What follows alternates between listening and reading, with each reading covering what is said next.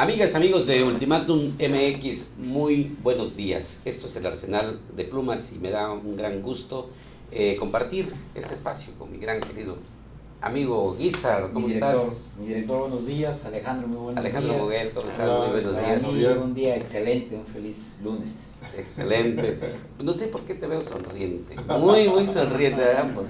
Pues la verdad es que antes de iniciar el programa comentábamos, bueno, pareciera que en cascada se vinieron dos domingos que no le han favorecido a los caprichos, a todo lo que ha envuelto alrededor del presidente Andrés Manuel López Obrador. Primero la consulta de revocación de mandato, no alcanzó la votación que esperaba, 15, ni lo que obtuvo, ¿no? Para ser presidente, y se ocupaba 38 millones de votos. Y ayer, pues, no pasó la reforma eléctrica, capricho de Andrés Manuel. Víctor Cruz Roque en su columna habla de que es la reforma Bartlett. También tiene mucho que ver, pero en síntesis yo podría decir que los fracasos no son menores, pero también entendemos que ocurre ya una debacle de todo gobierno, el desgaste que tiene, y eso no lo podemos negar, ocurre en cada gobierno. No sé qué opinen al respecto.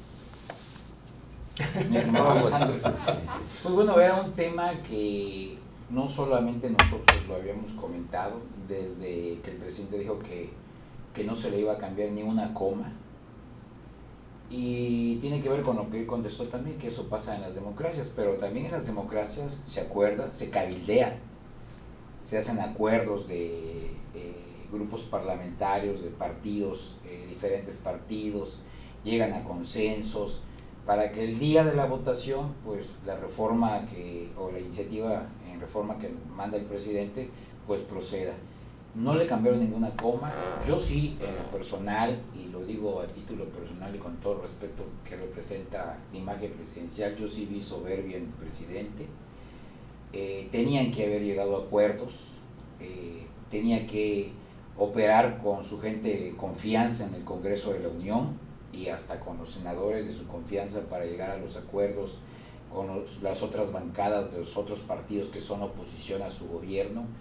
Y si era necesario cambiar una coma, un punto y coma, punto y seguido, era necesario, pero no lo hizo. En los tiempos del PRI hubiera pasado. Para mí es una derrota. Sí hubiera pasado, porque aquellos operaban de otra manera, ¿no? Por supuesto. Pero tampoco los de ahora son precisamente pulcros como para decir, también hacen cosas como la elección de la consulta. Yo creo que sí hubiera pasado, porque aquellos sí negociaban. O sea, sí veían los obstáculos que estaban enfrente, ¿no? Sí matizaban, ¿no? Y aquí el presidente ni matizó ni nada. ¿Por qué? Porque ya ves que fue una reforma que venía desde el año pasado, que ya la querían pasar el año pasado y dijeron no. ¿Por qué? Porque vino Estados Unidos y les dijo no, nos van a afectar, vino Canadá les dijo, vino España les dijo, y quién sabe cuántas otras empresas a nivel internacional. Entonces, ¿qué hicieron? Prolongar la agonía, ¿no? Mandaron a hacer esos famosos parlamentos abiertos que no sirvieron para nada, porque esos parlamentos abiertos deben servir precisamente para escuchar a otras voces y tratar de retroalimentar, ¿no? La iniciativa que se tiene, pues con esas voces. Y se la pasaron como 2 meses, no sé cuántos días, semanas, haciendo esos parlamentos abiertos en donde se estuvieron escuchando. Sí, escucharon a las voces que estaban en contra, pero no las tomaron en cuenta, ¿no? Es eso, ¿no? Luego, pues, estaba la oposición, insisto, de manera tajante de Estados Unidos, de Canadá, que son los principales socios comerciales. Se le había dicho que la Comisión Federal decía no puede, no tiene la capacidad suficiente para enfrentar el poder que le estaba dando, ¿no? Para que fuera el que tuviera el mayor control de la industria eléctrica a nivel nacional, y un tanto se le iba a dar a los privados. Todos esos argumentos que habían en contra, incluso las energías sucias que él quería conservar, ¿no? Entonces no escuchó todas esas voces, y por eso finalmente no pasó. Creo que los anteriores, con todos sus defectos, ¿no?, de los gobiernos anteriores, y yo me daba cuenta, y ustedes también se dieron cuenta, que sopesaban esas cosas. Yo que tenían hasta tres escenarios. A ver, presidente, si hacemos este escenario 1 va a pasar esto, si hacemos el 2 va a pasar lo otro. Entonces buscaban el que más les acomodaba o el que fuera más factible, ¿verdad? ¿Para qué? Para que no fuera una derrota. No iban fácilmente a una derrota, sabían que iban a perder, echaban reversa. Y aquí el presidente, a pesar de que sabía que iba a perder, no echó reversa. Y pues ya muchos analistas están viendo que el presidente ya sabía la semana pasada que no iba a pasar la reforma, pero él insistió en que siguiera su curso para que ahora lo utilice como un instrumento de estar atacando a la oposición. Y así empezó hoy. Sí, pero está respirando por la herida, ¿no? Pero faltó lo que tú dices, sensibilidad, cabildeo. Cabildeo que es tan necesario y en todos los países más democráticos, como dijo, hoy es el resultado de la democracia, sucede, hay que hacer un cabildeo. Además era un proyecto que violentaba el TECMEC, el Tratado de Libre Comercio con Canadá y Estados Unidos, que iban a venir demandas, que no iba a acabar el sí, gobierno de México. Multimillonarias las demandas, que íbamos a tener un jaloneo innecesario con el gobierno de Estados Unidos y con Canadá también, y que coincido con lo que dice Alejandro, que en este momento el Estado no está en situación de resolver un monstruo que es Comisión Federal de Electricidad. Es terrible los problemas que trae. No está en capacidad el Estado de resolverlo. Sí se necesita de la iniciativa privada, era necesario, y eso hubieran sido los trabajos que hubieran hecho. Es decir, bueno, sí va la iniciativa privada, pero déjame que el Estado participe más. Necesitamos con ese patriotismo que tiene el presidente Andrés Manuel López Obrador, que ahorita ya nos tachó de traidores, y que cuando fuimos a traer a Santana y a Maximiliano para que nos pudieran gobernar, porque no teníamos la capacidad de gobernarnos, malinchistas, ¿verdad? Que sí, amamos a los extranjeros y no a los de adentro, ¿no? Entonces sí hubiera llegado un buen cabildeo, pero no quiso cambiarle ni la coma. Y yo creo que si había un error de dedo, ni ese error de dedo lo cambiaron. Entonces coincido con lo que dice Alejandro, también el presidente ya sabía a lo que iba, y aún así dijo, voy. Lo que sí me sorprendió es que dijo que ya no va a tocar el tema, que lo va a heredar pues al es posible. el aprendizaje, ¿no? Que esa es otra Pero cosa sí, que debemos sí ver. notaste la cara del presidente, Sí, no estaba... por supuesto. No. Le han de haber dado un ansiolítico para que se calmara. Sí, yo creo que también en discusión médica, relájese, Sí. no está en condiciones, su corazón no está ya para aguantar. Pero fíjate que el aprendizaje creo que va a ser importante tanto para Morena y el presidente como para la oposición. Aquí ya se midieron fuerzas, la oposición yo creo que ahorita está muy sólida ya, en el sentido de que, hey, sí pudimos ayer, ¿no? Entonces sí podemos con otros. Lo estamos viendo el 24 en eso. Sí, Ya, estuvo la revocación de mandato, que está muy cerca, en menos de un mes la revocación de mandato, menos de 15 días la revocación de mandato, y ahorita que no pasa la reforma eléctrica, digo, para la oposición es un gran tanque de oxígeno. Claro, por y supuesto. si coinciden los intereses del país en Movimiento Ciudadano, PRD, PAN y PRI, y los que puedan por ahí participar, porque por ahí puede hasta el verde, los intereses del 24 son otros. Claro, por supuesto. La verdad es que sí, es un fracaso. Ahora mi pregunta es, contundente. ¿habrá gente de Morena y de esa corriente que trae el presidente Andrés Manuel López Obrador que también disfrutó que el presidente no tenga Pero por todo el supuesto. control político? ¿Saben los nombres? Claro, por supuesto. ¿Que no controla todas las canicas? Entonces, sí, una situación muy difícil, pero todo tiene que ver, yo diría esto, el capricho del presidente. ¿Siempre ha sido así? Tosudo. Sí, De haber sido más relajado, hubiesen conciliado, hubiesen consensado y hubiese pasado. Sí. Pero es su forma de ser así, ¿no? Claro, y en algunos casos le ha funcionado, ¿no? Podemos decirlos, cuando puede. El famoso Tren Maya, por más que le dijeron que no, ahí está. El aeropuerto, señor, ese nos va a hacer bien para el estatus, modernidad que debe tener el país. Lo quitó e hizo el que quería. Sí. Dos Bocas le dijeron también que no es compatible con los nuevos tiempos. Bueno, a esas cosas las ha logrado, ¿no? Pero hay otras que ya vio que no más, ¿no? Sí, pues, sí, pues, Y el como viene. 2024 pudiera ser No, un... y esto es preocupante para el presidente, porque el presupuesto del próximo año, que tiene que ver también con la continuidad de sus obras, se va a ver en octubre. Y si esos partidos se vuelven a juntar para ver el presupuesto, ni siquiera va a tener el control del presupuesto el presidente Andrés Manuel para el 2023 y luego el 2024, que es electorero. Estamos en el cuarto año. Así es, entonces por eso vemos el desgaste ya, ¿no? Pero, y lo que ocurrió en la sesión de ayer, se dijeron de todo, se dijeron groserías, a ese grado llegó el apasionamiento, porque, bueno, todo empezó, creo que se comenzó a descomponer aún más, fue con el tema de Margarita Zavala, ¿no? Y Vendepatria, recordaron hasta el 10 de mayo, y eso, pues, la verdad es que resulta inquietante. Pero en tu columna abordas y haces un recuento de cómo han sido los escándalos han legislativos. habido exactamente otros escandalitos, ¿verdad? Y efectivamente tuvieron que ver con la reforma energética de Felipe Calderón y de Enrique Peña Nieto. Pero el primero que yo recuerdo fue en el 2006, ustedes lo han de recordar muy bien también, cuando el presidente dijo que le habían robado la elección, como Calderón. Sí. Y entonces sus seguidores, legisladores del PRD en aquel entonces, pues querían impedir la toma de protesta de Felipe Calderón, ¿no? Y efectivamente bloquearon los accesos, se manifestaron afuera del edificio legislativo, tomaron la tribuna. No me acuerdo muy bien, pero lo que sí me acuerdo es que Calderón llegó casi saltando las mesas que había donde estaba, llegó y le rodearon en la tribuna para que tomara protesta, y con un bullicio tremendo tomó protesta. Bueno, sí hubo algo parecido, no igual, ¿verdad? Ayer sí tuvo otros matices, como el haberse ido a dormir desde un día antes ahí los diputados para que no corrieran el riesgo de que le cerraran el paso al día siguiente, porque de todo se los iban a cerrar. Pero ahí estaba la gente fuera, sí. La gente de Moreno. Ese fue uno, ¿no? Y el otro fue en el 2008, cuando Calderón, yo me acuerdo, yo andaba ahí en la Ciudad de México, María Elena Orantes era senadora, y había aquellas señoras que les decían las Adelitas, ¿te acuerdas? Sí, que también que eran gentes de Andrés Manuel, que cerraron los accesos del Congreso, tuvieron que ir a sesionar a otro edificio, porque estaba pasando una reforma energética de Felipe Calderón, que finalmente pasó, era más cuidada esa reforma, ¿no?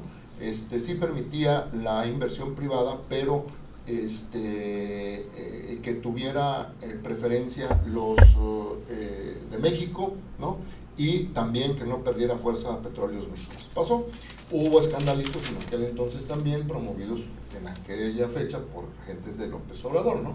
Y en el 2013, pues ahí veo que fue más terso el asunto, pues porque con el agregado cultural de que en la foto pues ahí estaban los líderes del PRD, los líderes del PAN, el líder del PRI, los líderes de las cámaras. Yo me acuerdo, Miguel Barbosa Huerta, que ahorita es un muy recalcitrante defensor de Morena y sus postulados, en aquel entonces se tomaba la foto con Peña Nieto, ¿no? Sí.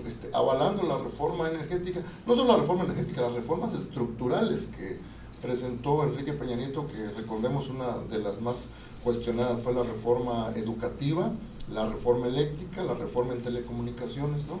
Sí. Fueron 95 puntos que, bueno, eso es lo que estoy recordando aquí. Ya guardé el texto para más tarde, dije a ver si por ahí de las 4 ya se resuelve algo en el Congreso. No, ya ves que se siguió, se alargó, fue en la madrugada ya casi. Entonces ya no abordé ese tema, sino solamente hago un recuento de que siempre ha habido escandalitos así, con sus matices, desde luego. Por supuesto. Bueno, ¿y qué comentarios pueden hacer sobre lo que dice Víctor Cruz Roque? Él le carga mucho el tema a Bartlett. Dice que él es una iniciativa de ley Bartlett, y pues que es un gran error de fondo. Es una piedra en el zapato, y eso coincido, hay una animadversión interna y externa en torno a este señor que está cuestionado desde siempre por presuntos actos de corrupción, y su hijo recientemente en este gobierno. Él en gran parte dice que la placenta cancerosa de la reforma eléctrica es... Pues yo coincido con él, a lo mejor fue el diseñador de la iniciativa, pero con ideas principales del presidente. Claro, no se mueve nadie. Claro, nada más que él supo entender muy bien lo que quería el presidente y le ha haber echado algo de su cosecha, porque también trae resentimiento ex compañeros, ¿no? Por supuesto. De sexenios pasados, ¿no? Perfecto. Así es. Con eso. Muy bien. Y vamos ahora al tema de Raciel López Salazar. Fíjate que me han estado llamando y diciendo cosas, cositas. Bueno, pero yo lo que estoy mencionando, y le digo a un queridísimo amigo que me marcó desde muy temprano, lo que estoy diciendo que asume la delegación de la Fiscalía General de la República en Quintana Roo, el tonalteco Raciel López Salazar. No estoy diciendo que es un hombre honesto, tampoco estoy diciendo lo contrario, que no me puedo señalar de corrupto, todos le dicen mafioso, le dicen cualquier cantidad de cosas, estar involucrado en cosas extrañas. Lo que sí estoy diciendo, para que haya sido nombrado delegado de la Fiscalía General de la República, es porque de entrada es un hombre experimentado, domina el tema de seguridad, de justicia, de investigación, y no tiene una carpeta de investigación, antes una averiguación previa, un proceso judicial, porque la Fiscalía General es muy clara y no se expondría a nombrarlo si tuviese una averiguación previa. Cualquiera, una carpeta de investigación, lo exhibe a la Fiscalía y le hace un daño no a Raciel, a la Fiscalía General. Entonces, eso es lo que comento. No está indiciado, no tiene un problema de carácter judicial, por eso fue nombrado. Y bueno, Miguel Barbosa, que mencionaba hace un momento, bueno, fue muy duro cuando lo cesó de la Secretaría de Seguridad Pública del Gobierno de Puebla. Y bueno, en una frase dijo, así en su estilo, tú hablabas hace un momento de él, dijo, pues los chiapanecos, perdón por la expresión, pero dijo, me vieron la cara de pendejo. Pero yo diría, y es lo que pusieron, usted, señor Barbosa. Confesión de parte, pero yo ahora diría, bueno, si dice, lo acusó de ser mafiosos, ¿por qué se hizo pendejo y no puso la denuncia? Y estaba hablando, fue más palabrería que denuncias legales. Sí, ahí yo creo que él exageró, fue políticamente incorrecto. ¿Por qué? Porque si no tenía pruebas, el problema es que dañas a veces de manera muy grave la dignidad de las personas o la moralidad o su peso moral en ese caso. Pero efectivamente yo creo que nada más exageró, así como es su estilo horrible para ser un gobernador, porque el gobernador de un estado debe ser más conciliador, ¿no? Más conciliador. Esas cosas sabemos que se manejan también de manera muy sutil y la ropa sucia se lava en casa, y si había elementos suficientes para incriminar a alguien, pues lo hubieran hecho, y no lo hizo. Entonces el que queda mal es él, sí, ¿no? Claro, y coincido contigo de que Raciel sí es un hombre experimentado, pues aquí estuvo casi 2 sexenios en Chiapas, y a mi juicio creo que manejó muy bien el asunto de seguridad acá. En esos tiempos se hablaba de que Chiapas estaba entre los estados más seguros del país, cuando había mediciones, ¿te acuerdas? Sí, a nivel nacional. Claro. Y Chiapas es un estado muy difícil en materia de seguridad por ser frontera. Y ahorita creo que le están dando una papa caliente. Allá Quintana Roo está muy agitado en términos de crimen organizado, ¿verdad? Lo hemos visto que en motonetas llegan. En zona hotelera. Llegan, sí, se bajan, matan, se suben y se huyen, ¿no?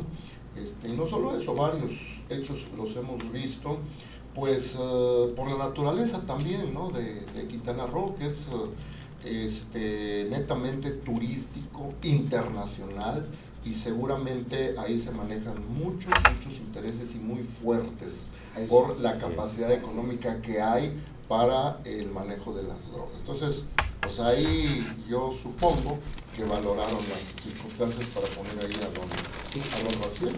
En eso coincido yo, y te puedo asegurar que estuvo, no lo han dicho, pero yo creo que sí lo sopesaron en el gobierno de Estados Unidos, la llegada de Raciel López Salazar. Te voy a decir por qué. Porque es el destino turístico predilecto para los norteamericanos, Quintana Roo, Cancún.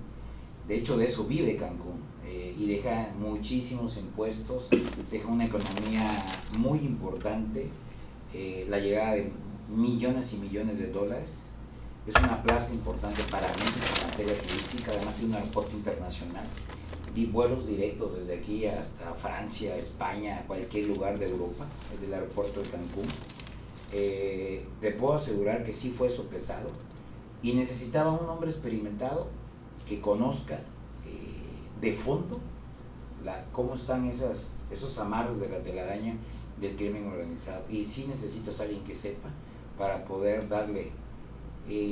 Yo siempre he dicho que el narcotráfico no se erradica, se administra, y para poderle dar a un Estado tranquilidad y paz hay que llegar a los pactos, porque lo tienes que hacer. Se dice, mucha gente lo dice, no públicamente, pero sí se dice, hay que llegar a tranquilizar un mercado tan exigente, sobre todo por los norteamericanos. Claro. Hay que decirlo, la verdad.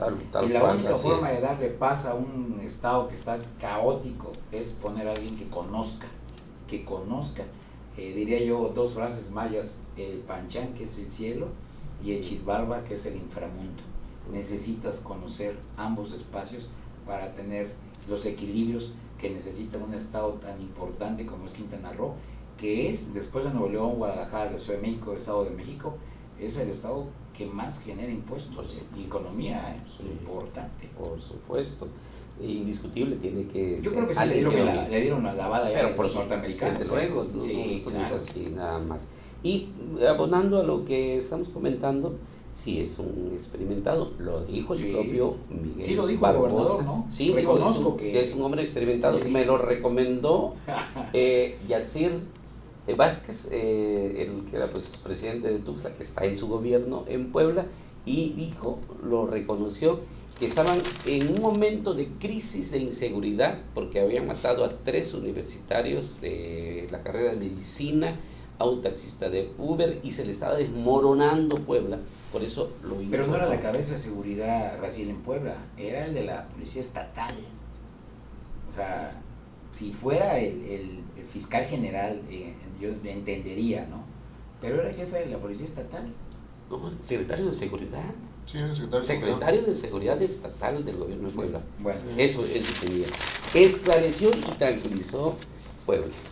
Pero antes había estado en la delegación de la Fiscalía General de la República en el Estado de México. Y ahí también tuvo un caso que lo menciono. ¿Recuerdan la ejecución del juez del distrito del Poder Judicial Federal, Vicente Antonio Bermúdez Zacarías? Este tema tenía embrocado también al aparato de justicia en el Estado de México y esclareció el hecho. Resultó la viuda Marisol N., que está procesada, que está vinculada al proceso en este momento aún, la responsable, y ahí, como en otros casos, logró resolverlo. Y lo que mencionabas, Alejandro, fue el procurador y fiscal general general del Estado de Chiapas, 9 años, y también se mantuvo bastante tranquilo. Sí, es un tipo que sabe darle orden al tema de inseguridad, ¿no? Así es de que no se duda que en Quintana Roo, igual que está ahora amenazado por el crimen organizado, pues entregue buenas cuentas. Sí, no lo dudo. Pero para mi querido amigo que me dijo muchas cosas, yo no dije que es un hombre honesto, dije que sabe. Pero es que yo a veces no entiendo cuando la gente critica a gente que se mete a temas de seguridad y que maneja la inseguridad, porque no puedes poner un persinado, necesitas poner un tipo, como dijo el gobernador de Puebla, un cabrón, esa es la palabra, que conozca el inframundo de la inseguridad, cómo se mueve, cómo piensan, cómo actúan, cómo se organizan, cómo lavan su dinero. O sea, necesitas saber un tipo con ese perfil, no cualquiera. No cualquiera. Sí, y un tipo que conozca y que te dé resultados y que te tenga.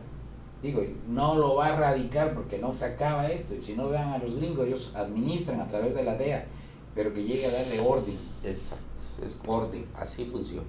Aunque suene crudo decirlo, pero es la realidad. Y Quintana Roo es un estado muy importante para México. Para mí es es el estado número 1 más importante en turismo. Sin duda. ¿Sí? Sin duda. Bueno, pues concluimos.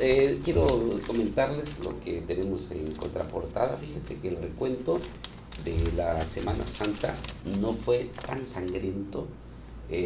Sí, abogaditos, pues en Palenque, en la costa, pero no fue como en otros años que hemos tenido accidentes, que hemos informado el lunes a regreso de Semana Santa, y cualquier cantidad de tragedias. Sí se dieron algunos hechos que aún cuando sea solo una víctima se lamenta, pero no fue escandaloso, fíjate lo que ocurrió, bendito Dios. Bueno, en la costa estuvo muy sonado lo del accidente del diputado, ¿no? Que pensaban que iba Isidro, sí, pues ayer tuvo un accidente, pero creo que hay 2 personas lesionadas, o sea, no hay muertos, pero sí lo tenían en el banquillo los acusados, Isidro N. o Medina.